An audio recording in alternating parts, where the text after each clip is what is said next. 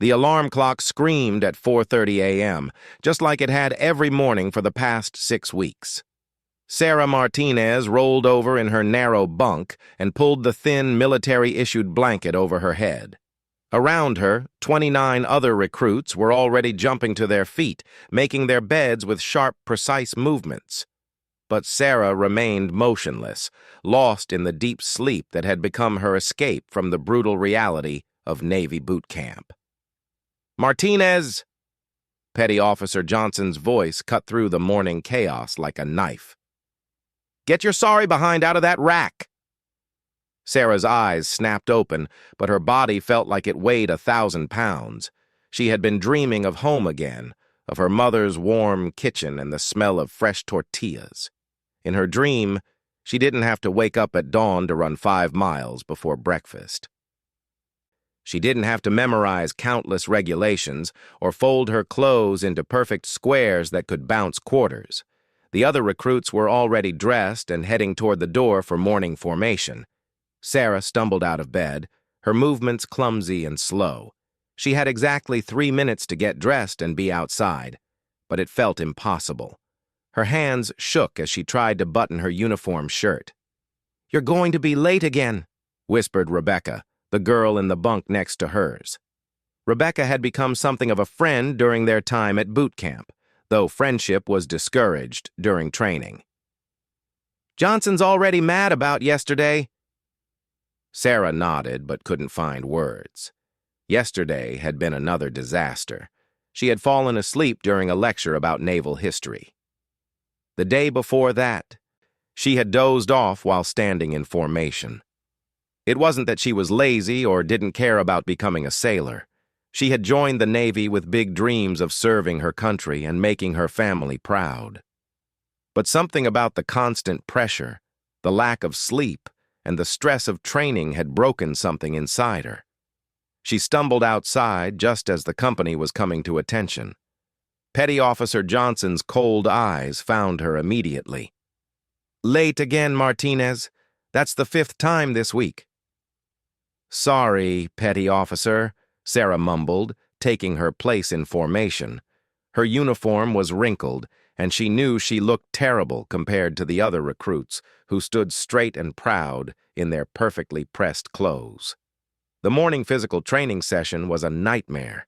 They ran 5 miles around the base, and Sarah struggled to keep up. Her legs felt heavy, and her lungs burned. Several times she nearly fell behind the group completely. The other recruits had to slow down to help her, which only made her feel worse. During breakfast, she could barely eat. The food tasted like cardboard, and her stomach was twisted with anxiety. She knew she was failing and she didn't know how to fix it. The other recruits talked quietly among themselves, but Sarah sat alone, picking at her scrambled eggs. The worst part came during morning drill practice. The company was learning close-order drill movements, the precise marching and formations that every sailor needed to master. It required focus, coordination, and the ability to follow complex commands instantly. "Company, attention!" Petty Officer Johnson called out. 29 recruits snapped to perfect attention. Sarah tried to follow, but she was a half-second behind everyone else. "Right face!" The company pivoted sharply to the right in perfect unison. Sarah turned the wrong way. "Martinez! What are you doing? That's left face, not right face." "Sorry, Petty Officer," Sarah said, her face burning with embarrassment. They practiced for 2 hours, and Sarah made mistake after mistake. She went the wrong direction during column movements. She stepped off with the wrong foot during marching drills. During inspection arms, she nearly dropped her rifle. By the end of the session, she could see the frustration on Petty Officer Johnson's face, and worse, she could see the disappointment in the eyes of her fellow recruits. That afternoon, during classroom instruction about Navy regulations, Sarah's eyelids grew heavy again. The instructor's voice seemed to fade into the background. She had stayed up until midnight the night before, trying to study and memorize all the rules and procedures they needed to know. But the lack of sleep was catching up with her. Her head nodded forward, and she jerked awake. A few minutes later, it happened again. This time, she didn't wake up fast enough. "Recruit Martinez!"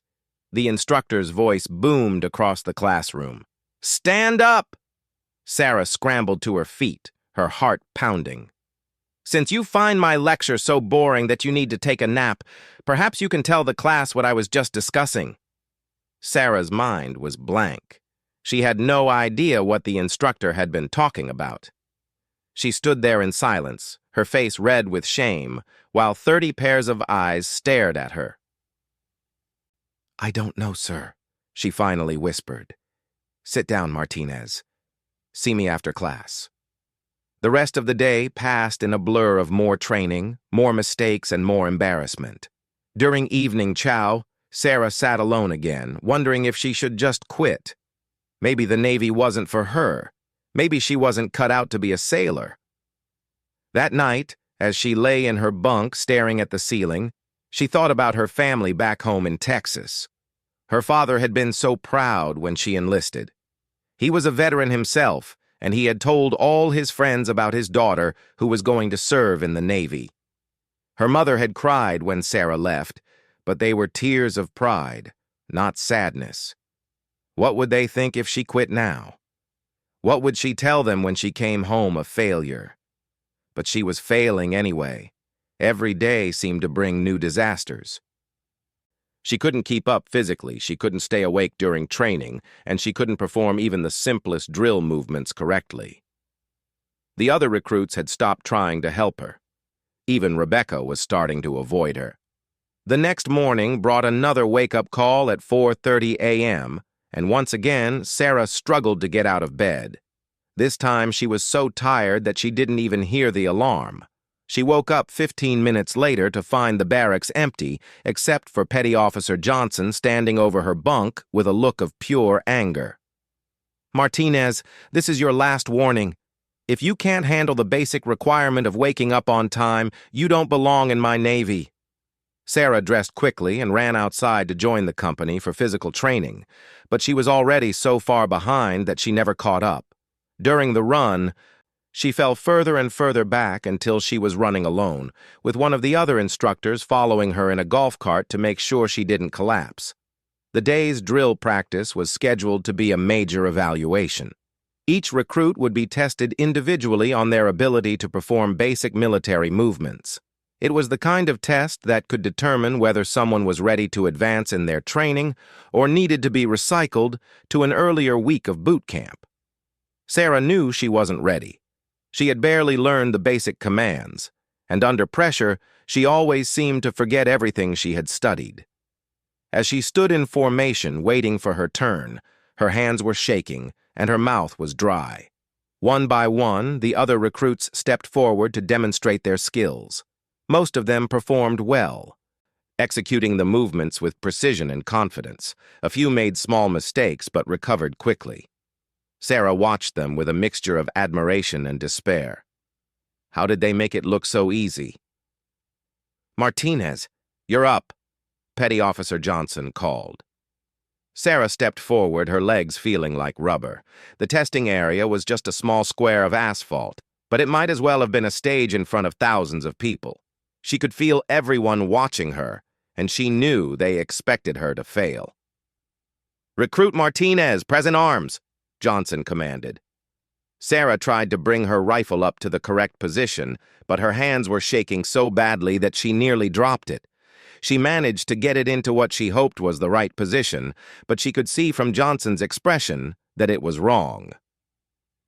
"Order arms."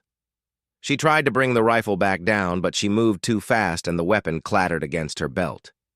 "Martinez, what is that supposed to be?"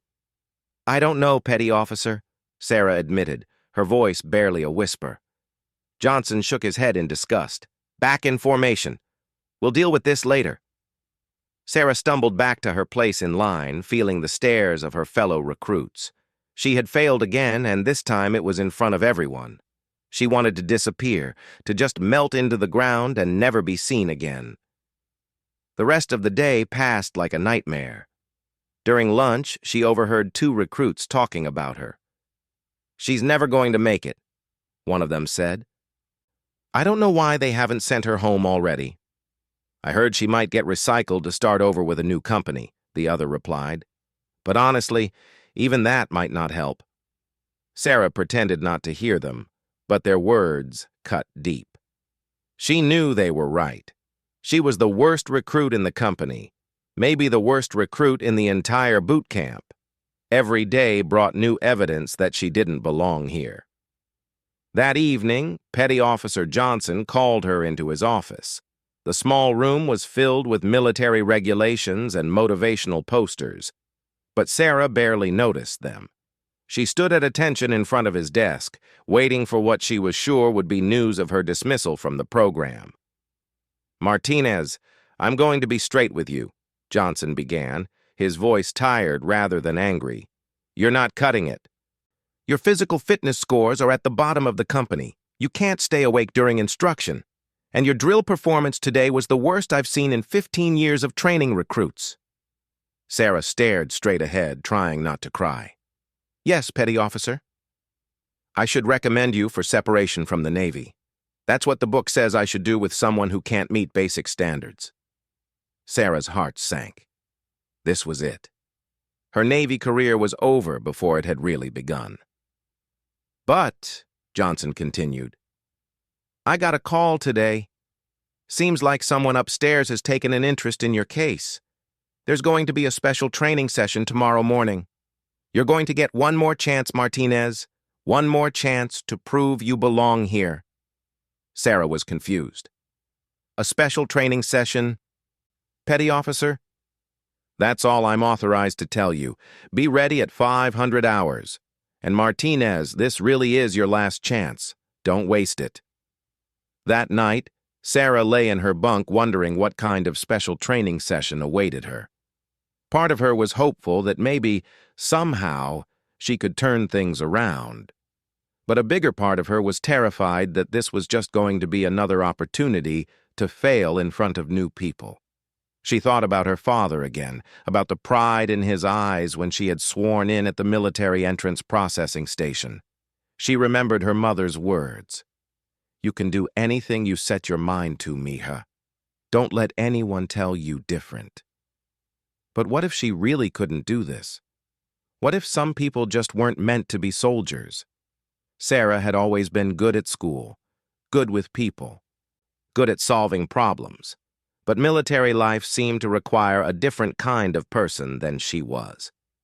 As she finally drifted off to sleep, Sarah made a silent promise to herself. Tomorrow, whatever this special training session involved, she would give it everything she had.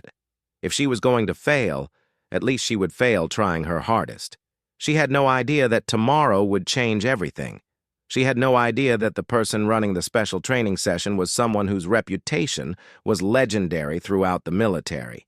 And she had no idea that sometimes all it takes is one person believing in you to unlock potential you never knew you had. But that night, all she knew was that she was tired, scared, and running out of chances. Tomorrow would either be the beginning of her transformation or the end of her Navy dreams. There was no middle ground left. The alarm seemed louder than usual when it went off at 4:30 a.m., but for the first time in weeks, Sarah was already awake. She had barely slept, her mind racing with thoughts about the mysterious special training session. Around her, the other recruits were going through their normal morning routine, but Sarah noticed something different in the air. There was tension, as if everyone knew something big was about to happen. Rebecca leaned over as she made her bunk. "I heard some of the other companies talking," she whispered. "They said there's someone special here today. Someone from the SEAL teams." Sarah's stomach dropped. SEALs were legendary in the military world. They were the elite of the elite, the warriors that other warriors looked up to. What would someone like that want with a failing recruit like her? "Martinez!" Petty Officer Johnson's voice cut through her thoughts. "You have 5 minutes to get ready. Your special training starts now."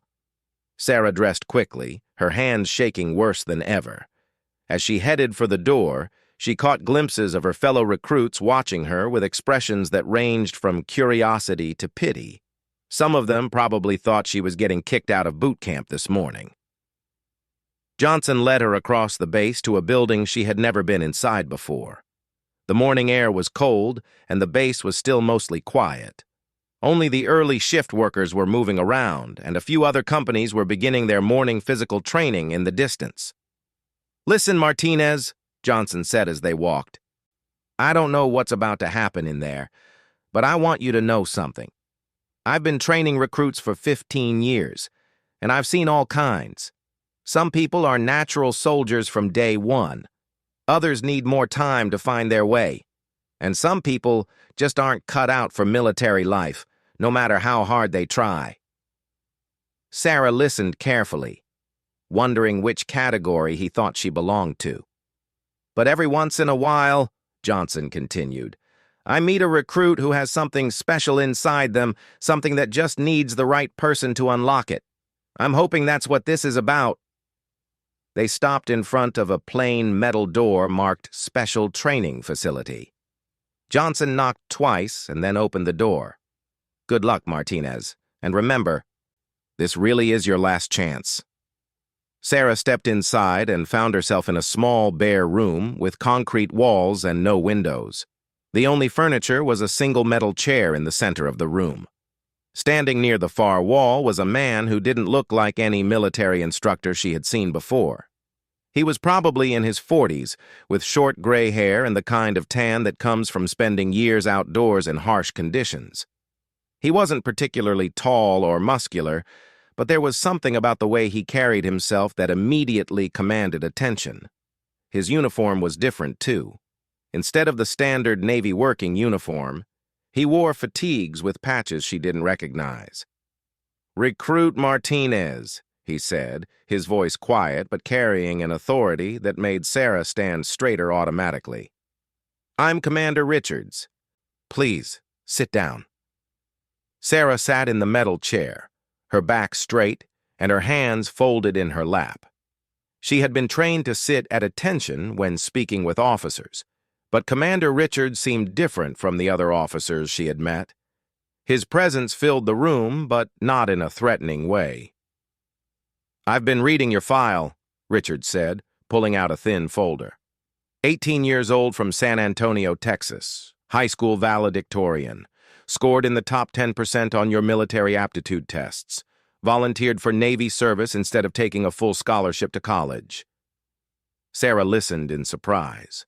No one had mentioned her test scores or academic achievements since she arrived at boot camp. Here, all that seemed to matter was whether you could march in step and stay awake during lectures. "Your father served in the Army Rangers," Richards continued. "Your mother is a nurse. You grew up in a working-class family, but you were always the smart one, the one who was going to make it big. Is that accurate?" "Yes, sir," Sarah replied, her voice barely above a whisper. "And yet, according to this file, you're about to be discharged from the Navy for failure to meet basic training standards. Your drill instructors say you can't stay awake, can't perform simple movements, and can't handle the physical demands of military life." Sarah felt her cheeks burning with shame. Hearing it laid out so clearly made it sound even worse than she had imagined. "So here's what I want to know, Martinez. What happened? What changed between the young woman who scored in the top 10% on her tests and the recruit who falls asleep during formation?" For a moment, Sarah didn't know how to answer. No one had asked her that question before. Everyone seemed to assume that she was just lazy or weak or not trying hard enough. But Commander Richards was looking at her with genuine curiosity, as if he really wanted to understand. "I don't know, sir," she finally said. "I thought I was ready for this. I thought I could handle anything the military threw at me. But from the first day, everything felt impossible. The schedule, the pressure, the constant yelling. I couldn't keep up, and the more I failed, the worse it got." "Tell me about your sleep," Richards said. "My sleep, sir?" "Yes. How much sleep are you getting each night?" Sarah thought about it. "Maybe 2 or 3 hours, sir. I try to study after lights out, and then I lie awake worrying about the next day. When I finally do fall asleep, it feels like the alarm goes off immediately." Richards nodded as if this made perfect sense to him. And the dreams? Are you having nightmares or anxiety dreams? Sarah was surprised by the question. Yes, sir. Almost every night. Dreams about failing tests or getting lost during training or disappointing my family. What about during the day?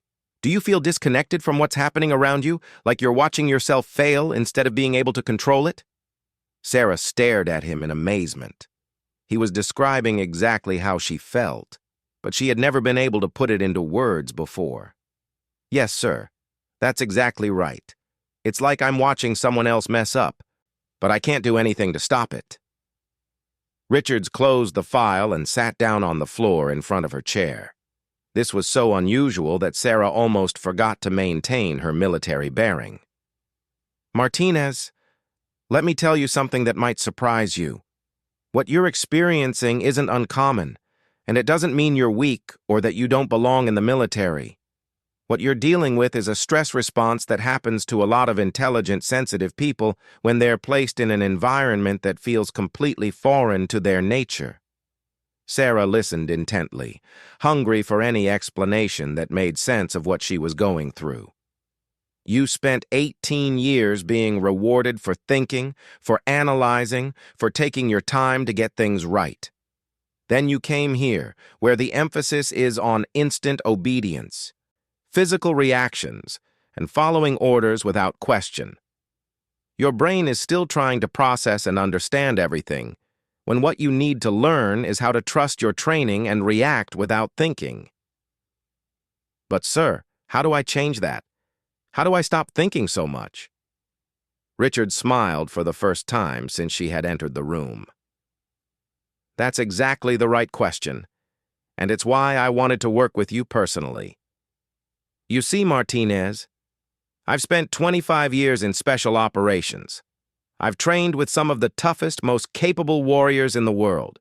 And you know what I've learned? The best operators aren't the ones who never feel fear or stress. They're the ones who learn to function effectively even when they're terrified. He stood up and began pacing around the small room. In my teams, we have a saying, mind over muscle. Physical strength is important, but mental discipline is what separates good soldiers from great ones. And right now, your mind is your biggest enemy. Sarah felt a spark of something she hadn't experienced in weeks. Hope.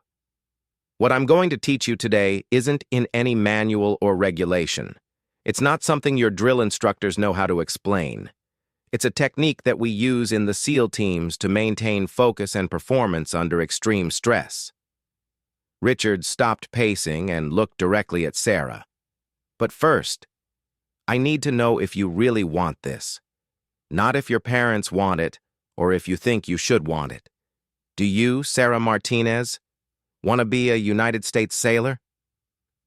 The question hung in the air for a long moment. Sarah thought about all the failures, all the embarrassment, all the nights lying awake feeling like a failure. But underneath all of that, she found something that had been buried, but never completely gone. Yes, sir. More than anything. Good. Then here's what we're going to do. Richards moved to the center of the room and gestured for Sarah to join him. Stand up straight, feet shoulder-width apart. Close your eyes. Sarah followed his instructions, though closing her eyes in front of a superior officer felt strange. Now, I want you to imagine yourself performing drill movements perfectly. See yourself in your mind marching in step, executing every command flawlessly, moving with confidence and precision. Sarah tried to visualize what he was describing, but her mind immediately jumped to all the times she had messed up. I see you tensing up, Richards observed. You're thinking about your failures, aren't you? Yes, sir. That's exactly the problem. Every time you try to perform, your brain floods you with memories of past mistakes. It's like trying to drive forward while staring in the rearview mirror. He moved closer, his voice becoming more focused. Here's what I want you to do. When those failure thoughts come up, I want you to acknowledge them and then let them go. Don't fight them. Don't get angry at them. Just notice them and set them aside. For the next hour, Richards guided Sarah through a series of mental exercises designed to help her focus on the present moment instead of being trapped by past failures or future worries. It was unlike anything she had ever experienced in military training. "The human brain is like a computer," he explained. "It can only process so much information at once. When you're flooded with anxiety and self-doubt, there's no room left for the simple focus you need to perform basic tasks." Slowly, Sarah began to feel different. Her breathing became steadier, and the constant chatter in her mind started to quiet down. "Good," Richard said. "Now, let's try some actual drill movements." For the first time in weeks, Sarah felt calm as she went through the basic military positions. When Richards called out commands, she found herself responding automatically instead of overthinking every movement. "Outstanding," Richards said after she had completed a series of movements without error. "Do you feel the difference?" Sarah nodded, amazed at how much clearer everything felt. "Sir, why doesn't everyone learn this technique?" Richards paused before answering. "Because most people make it through military training without needing it. They either adapt naturally or they wash out. You're in a smaller group of people who have the intelligence and sensitivity to be excellent soldiers, but who need to learn how to manage their own minds first." They spent another hour practicing, and with each repetition, Sarah felt more confident. The movements that had seemed impossible just that morning now felt natural and automatic. But then Richard said something that changed everything. "Martinez, I want you to understand something important. What we've done here today is just the beginning. Learning to control your mind under stress is a skill that takes time to develop. You're going to have setbacks. There will be days when you feel like you're back where you started." Sarah's heart sank a little. "But," Richards continued, "I'm going to give you something that will help you remember what you've learned here. It's a technique we use in the teams when everything goes wrong and we need to reset our minds instantly." He looked at her seriously. "When you find yourself overwhelmed, when the stress starts to take over, when you feel like you're about to fail, I want you to remember one simple command. Are you ready?"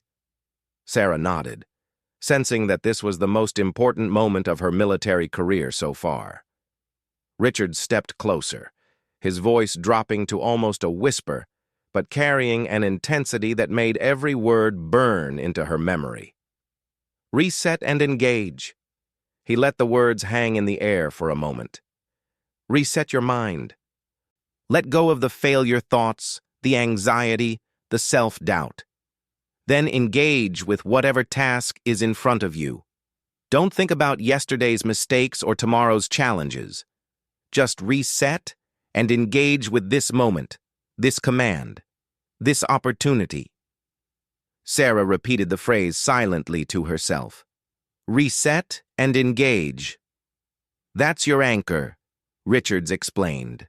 "When everything else falls apart, when you feel like you're drowning in your own thoughts, you come back to those three words, reset and engage." They practiced the phrase with drill movements, with academic questions, with physical exercises. Each time Sarah felt herself starting to panic or overthink, Richards would simply say, "Reset and engage," and she would find her focus again. As their session was coming to an end, Richards sat down across from her one more time. "Martinez, I want you to know that I don't do this for many people. In 25 years of military service, I've personally trained maybe a dozen individuals like this. You know why I made an exception for you?" Sarah shook her head. "Because your test scores and your academic record tell me that you have the intellectual capability to be not just a good sailor, but an exceptional one. And your struggles here tell me that you have the sensitivity and self-awareness that great leaders need. You're not failing because you're weak. You're struggling because your mind is more complex than average." He stood up and moved toward the door. "Your real test starts now.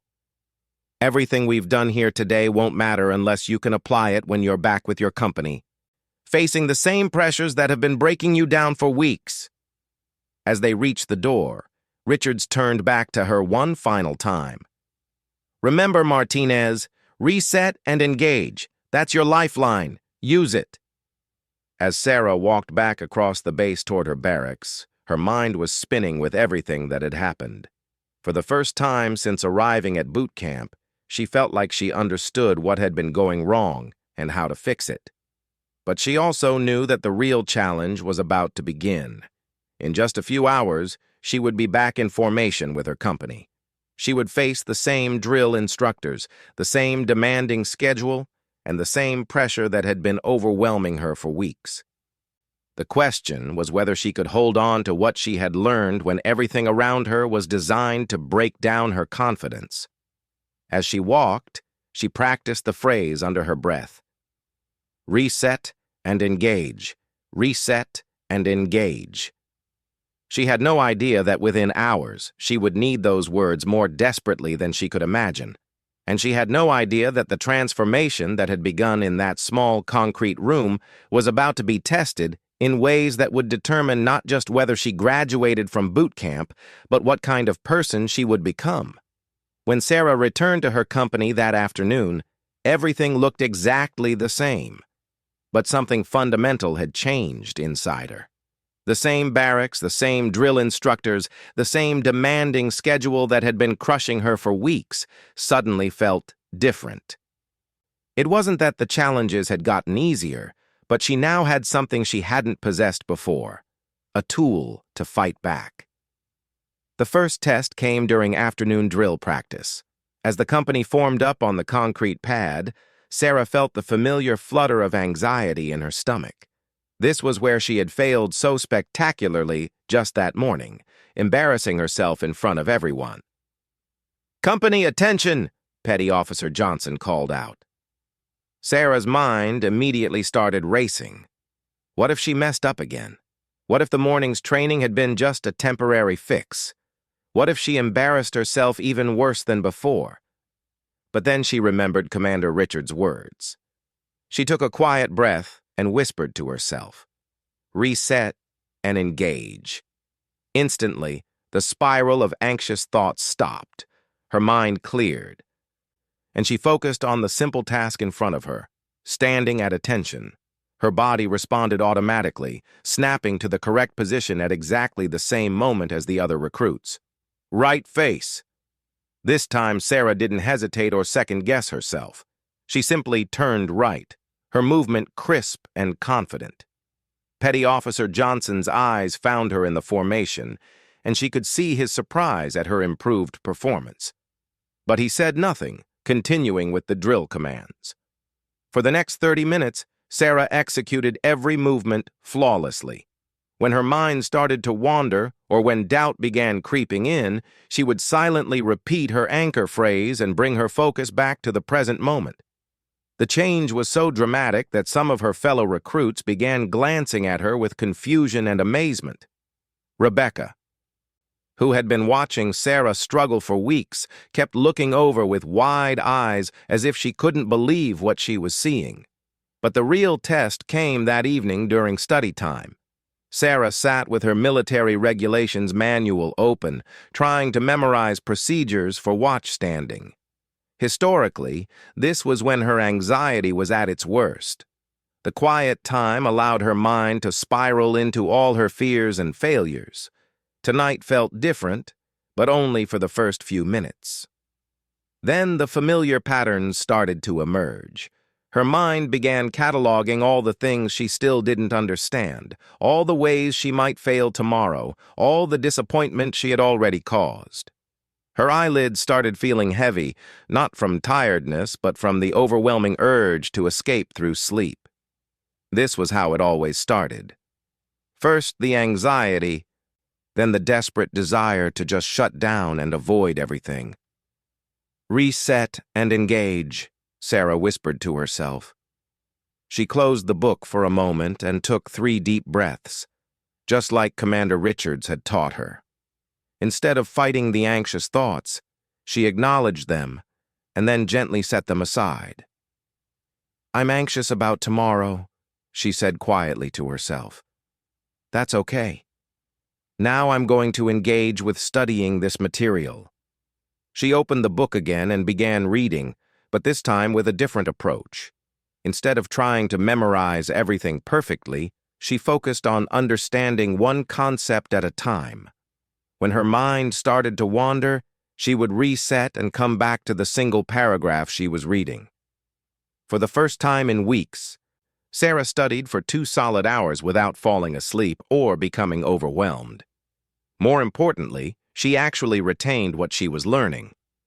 The next morning brought another 4:30 a.m. wake-up call, but Sarah was ready.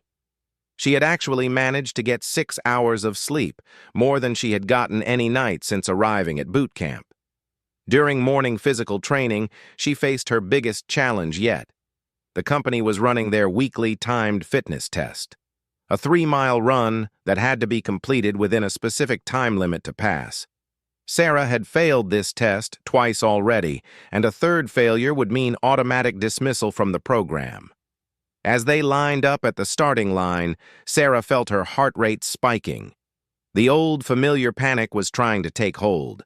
Her legs felt weak, and her breathing was already getting shallow. "Reset and engage," she told herself firmly. She forced herself to focus on her breathing, making it slow and steady. Instead of thinking about the entire 3-mile distance, she focused on just the first 100 yards. Instead of worrying about her time, she concentrated on maintaining good running form. The whistle blew, and the company began running. For the first quarter mile, Sarah kept up easily with the middle of the pack. Her breathing was controlled, and her legs felt strong. But then the old doubts started creeping back in. She had felt good at the start before, and always faded. What if she was just fooling herself? What if she collapsed again? Reset and engage. Sarah brought her attention back to the rhythm of her footsteps and her breathing. She wasn't running a 3-mile race. She was just running to the next landmark, focusing on maintaining her form for the next 100 yards. Mile after mile, whenever doubt or fatigue tried to overwhelm her, she would reset her focus and engage with just the immediate task. Instead of being crushed by the enormity of the challenge, she broke it down into manageable pieces. When she crossed the finish line, Sarah couldn't believe what she saw on the stopwatch. Not only had she passed the fitness test, but she had achieved her best time ever. More importantly, she had done it without the crushing anxiety that had sabotaged her previous attempts. Petty Officer Johnson approached her as she was catching her breath. "Martinez, whatever happened to you yesterday, keep doing it." "That was the performance I knew you were capable of." Word of Sarah's dramatic improvement spread quickly through the company. During lunch, several of her fellow recruits approached her with curiosity and encouragement. "What changed?" Rebecca asked. "Yesterday morning you could barely stay awake during formation, and today you're running like a different person." Sarah wasn't sure how much she should say about her training with Commander Richards. "I just learned some techniques for managing stress," she said simply. But the real validation came during the afternoon's major drill evaluation. This was a repeat of the test she had failed so miserably just 2 days earlier, and everyone in the company knew it was essentially a make-or-break moment for her. As Sarah stepped forward to the testing area, she felt the weight of everyone's expectations. Some of her fellow recruits were rooting for her, while others probably expected her to revert to her old patterns of failure. Standing in the testing square, Sarah looked at Petty Officer Johnson and waited for the first command. Her mind started to race with all the things that could go wrong, but she caught herself quickly. Reset and engage. The anxious thoughts faded, and she focused entirely on Johnson's voice and her own body. "Recruit Martinez, present arms!" Sarah's movements were smooth and confident as she brought her rifle to the proper position. There was no shaking, no hesitation, no second-guessing. "Order arms!" She executed the movement flawlessly. For the next 10 minutes, Johnson put her through every drill movement they had learned during their weeks of training.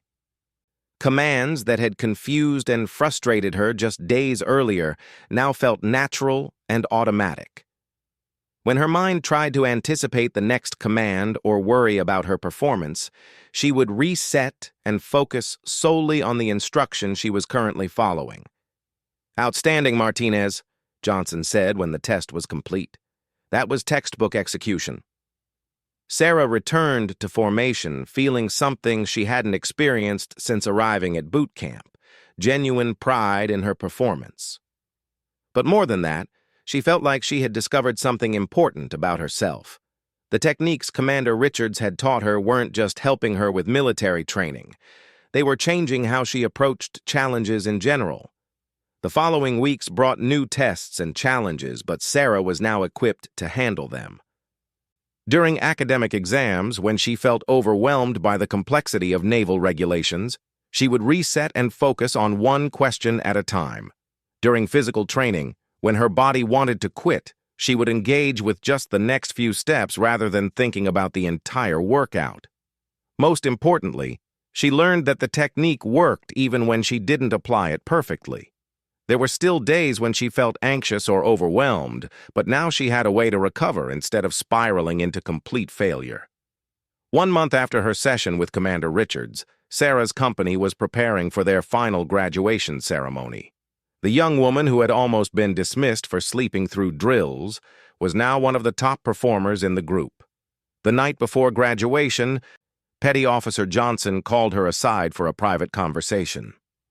"Martinez, I want you to know that in 15 years of training recruits, I've never seen a more dramatic transformation than what you've accomplished." "Thank you, Petty Officer," Sarah replied, though she knew the credit belonged to Commander Richards. "I also want you to know that your experience here has taught me something important as an instructor. Sometimes our most challenging recruits aren't the ones who lack ability. They're the ones who have more ability than they know how to manage." Johnson paused, looking thoughtful. "I've recommended you for advanced training opportunities that will be available after you graduate. Your test scores and your recent performance indicate that you have leadership potential." Sarah was amazed. Just weeks earlier, she had been on the verge of being kicked out of the Navy. Now she was being recommended for advanced opportunities. "There's one more thing," Johnson continued. "Commander Richards asked me to give you this." He handed Sarah a small piece of paper with a brief handwritten note. "Martinez, remember that what you've learned isn't just a technique for getting through boot camp. It's a tool for handling any challenge life throws at you. The mind that was causing you problems is the same mind that will make you an exceptional leader. Never forget. Reset and engage. Commander Richards." On graduation day, Sarah stood in formation with her fellow recruits, wearing the dress blue uniform she had once thought she would never earn. As her name was called, and she stepped forward to receive her graduation certificate, she thought about the journey that had brought her to this moment. She remembered the girl who had arrived at boot camp 8 weeks earlier, full of dreams but lacking the mental tools to handle adversity.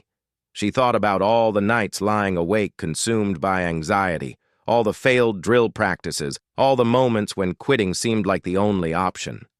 But mostly, she thought about Commander Richards and the 3 words that had changed everything: reset and engage. After the ceremony, as families gathered around the new graduates for pictures and congratulations, Sarah found herself standing alone for a moment, taking in the magnitude of what she had accomplished. "Sarah," her parents approached, beaming with pride. Her father, still military in his bearing despite being retired for years, looked at her with unmistakable admiration. "We're so proud of you, mija," her mother said, tears streaming down her face. "We knew you could do it." Sarah hugged them both, but she also knew something they didn't. She hadn't just survived boot camp. She had discovered something about herself that would serve her for the rest of her life. The ability to reset her mind and engage with challenges rather than being overwhelmed by them was a skill she would carry into every aspect of her naval career and beyond. As the celebration continued around her, Sarah quietly made a promise to herself. She would never forget the lesson she had learned in that small, concrete training room. And someday, when she encountered someone else who was struggling with their own mental barriers, she would pass along the same gift that Commander Richards had given her. Years later, as a successful naval officer, Sarah would indeed find herself in position to help struggling sailors learn to manage their own minds under pressure. And whenever she taught someone the technique that had saved her own career, she would always end with the same simple but powerful command that had changed her life. Reset and engage. The young woman who had once fallen asleep during every drill had become exactly what Commander Richards had predicted, an exceptional leader who understood that the greatest battles are often fought not against external enemies, but against the limitations we impose on ourselves. And it all started with learning that sometimes the most powerful thing you can do is take a breath, clear your mind, and choose to engage with the challenge in front of you rather than being paralyzed by the fear of failure. Sarah Martinez graduated from boot camp not just as a sailor, but as someone who had learned one of life's most valuable lessons, that the same mind that can create problems for us can also be trained to solve them. All it takes is knowing when to reset and how to engage.